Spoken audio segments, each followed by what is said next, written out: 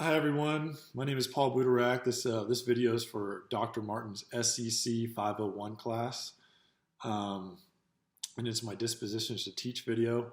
I'm planning on teaching history and social studies and PE here in the Spokane, Washington area. Let's get this going. So I'm first going to talk about three of these dispositions that I strongly believe in.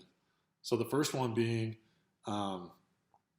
I should believe that all students can have the ability to learn, and I should support a realistic expectations for each student. And without a doubt, I mean, if we don't have this strong belief that every student has the ability to learn, I think we're in the wrong profession.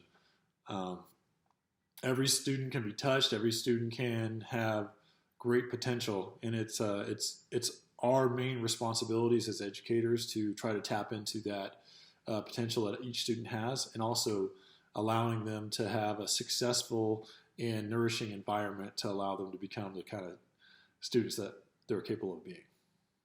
The second area that I really strongly have a strong belief in is that educators should exercise sound judgment and display ethical behavior.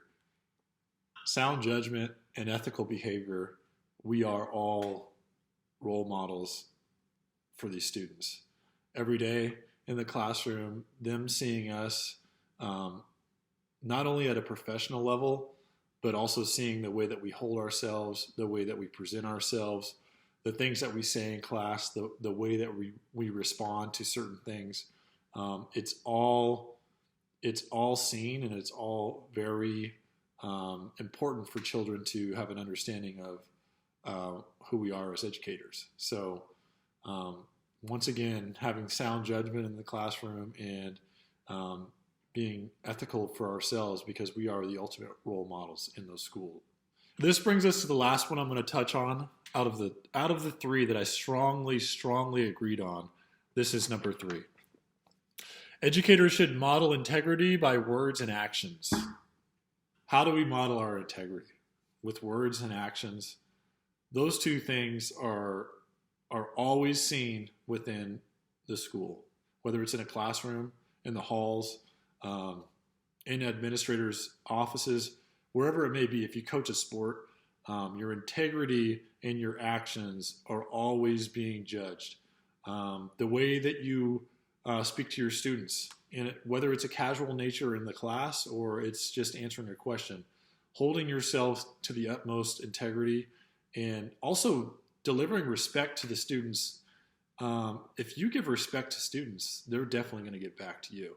The next thing is, what do I need to work on as far as dispositions goes before I step in as a first-year teacher into a high school? And Dr. Martin, me and you, I think we completely agree on this one, because educators should be sensitive to individuals' learning and social needs of his students, and also embrace cultural diversity in a community. That's the part that I said I agreed on. I wasn't as strong there as I was in others. And kind of to reiterate what you said, Dr. Martin, is I feel like everyone is equal. And I feel like sometimes it's just everyone has to put up with becoming a good student and also doing the work. But in turn, reflecting on myself is probably something that I definitely need to be aware of. And taking this survey is something that brought that to light to me. So it's going to be something that I am conscious of, and I'm also aware of going forward, especially knowing that the classrooms now are more diverse than ever, especially in the Spokane, Washington area. So yeah, that's my feeling on that, and it's going to be something that I'm going to work on, and I'm going to make sure I can get it to this strongly agree area. This brings us to the end of this video. I hate to leave you guys, but the last thing that we're going to talk about is, what does a professional educator look like and how do they behave? What standards guide their thinking and actions? So professionalism, it all comes with looking the part.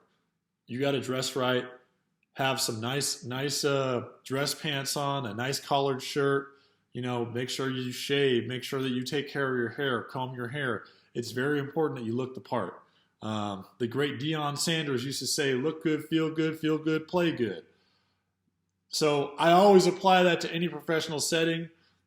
not only in athletics, but that's just how it is, and it's one of the truest statements I've ever heard.